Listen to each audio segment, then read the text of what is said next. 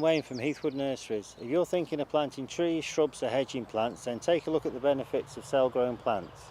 Cell-grown plants are grown in a compost medium in trays, so you get 100% of the root system there, and they're grown with a slow release fertiliser which still has life in it when you plant it out. When you get them, you don't have to plant them straight away. You can keep them for a week or two stood up. Long as the compost is moist, then they'll be quite happy. They will outgrow a tree that's twice as big, because you've got 100% of the root system here, which is undisturbed, and the root fibre is there ready to take up the moisture and the nutrients.